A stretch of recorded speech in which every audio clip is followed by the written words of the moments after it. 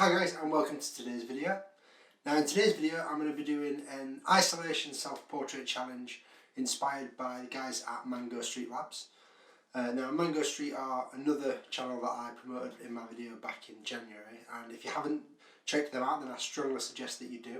Go and have a look. They've got loads of videos with a lot of kind of no-nonsense tips and advice both around photography, video and also the business of photography and video as well. So huge shout out to Mango Street. But basically what the challenge is it's inspired by this video here, and this is where they took a wall in their apartment and papered it all out with newspaper and used that as an interesting background to create some self-portraits. So I've got my paper, I've got my tack, and this wall behind me is the one that I'm going to turn into my background. So just to give you an idea on just how small this office is, if I show you. So this is the window at the side of me, camera straight in front, desk that you've seen before, and that's literally the whole of this office. So yeah, it's definitely working in a confined space, but we'll see what we can do. I'm going to do the whole of this wall, maybe a little bit onto the side here and a little bit on the floor as well. So cue the music and cue the time lapse.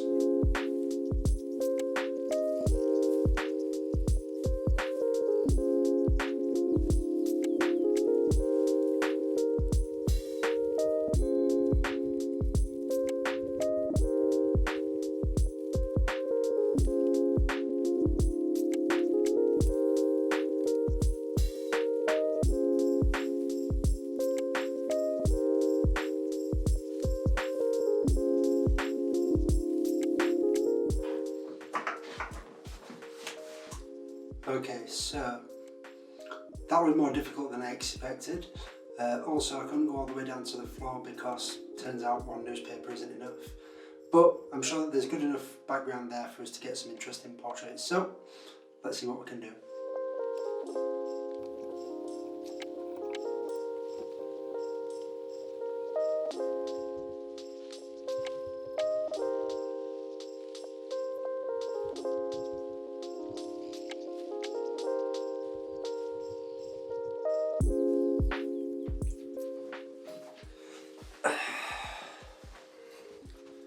So, part way through, short break for coffee. This is difficult. Two things. Firstly is because I've not got paper to go onto the floor, I'm quite restricted in terms of posing because I've just got kind of this area here. But the hardest thing of all is the fact that with this camera, the Sony A7 III, using the self-timer, I still have to focus beforehand, but I can't focus beforehand exactly because I'd have to be in the picture. So there's been a lot of trial and error, a lot of checking where I'm stood, taking the shot, seeing whether I'm in or out of focus, adjusting the focus, going back, taking the same shot, and so on and so forth. So it's very difficult, it's very time consuming, but I'm quite excited by some of the shots that I've got so far and some of the shots that I'm still wanting to do. So bit more coffee and then we'll get straight back to it.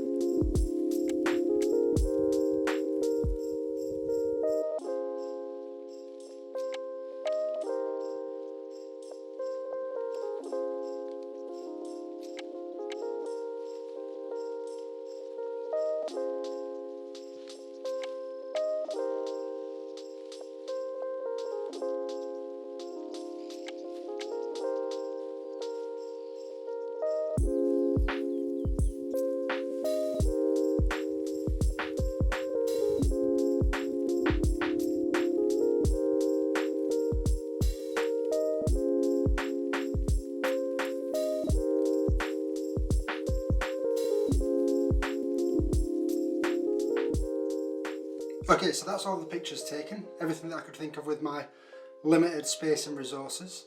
So what I'm going to do now is get tidied up in here, get the images onto the iMac, have a look through them, get some edited, and then afterwards talk you through them. So I've been through the images now and edited some of them, and I'm actually surprisingly really happy with how they came out. I'll put a few up on screen now, but what I tried to do is have quite bright images but still with a bit of a vintage look, so it's still a little bit sort of towards my usual style, but still something really different. Although the key difference for me is taking photos of myself. Now, as I mentioned earlier in the video, that was a challenge in terms of the actual technique and getting things in focus and everything, but also because self-portraits aren't anything that I've ever really done before. I've posted one on my Instagram a couple of weeks ago, but other than that I've never actually taken photos of myself, so that was something that was a bit of a learning curve for myself and something really different, but still something that I enjoyed. I really enjoyed using the paper and the camera as props and trying to look at what I could do with the limited resources that I had, the limited space that I had, but still get interesting images, and I think that I managed to do that, so I'm really happy with that. So overall I'm really happy with how this turned out. It was something that pushed me out of my comfort zone. It was something that I could still do in terms of being creative, using my camera, while still remaining in isolation and not putting myself at risk or putting anybody else at risk, which is very important. And anything that can keep that sort of creative process flowing is definitely a good thing. So I would highly recommend this or something like this. And also as well with Mango Street, they're putting challenges out sort of, it seems like every week. So as I mentioned earlier, make sure you go and check their channel out. Let me know in the comments down below if you can think of any other challenges that I can do whilst we're in isolation. Or let me know if there's any that you've done, anything that you've found, or just how you're finding sort of quarantine in general, and if you are a creative, how you're getting through it, whether you're completely taking a break and resetting, whether you're trying to be creative every day, or whether it's kind of halfway between there. But other than that, like this video if you have, subscribe if you haven't already, and as always, I'll see you in the next video.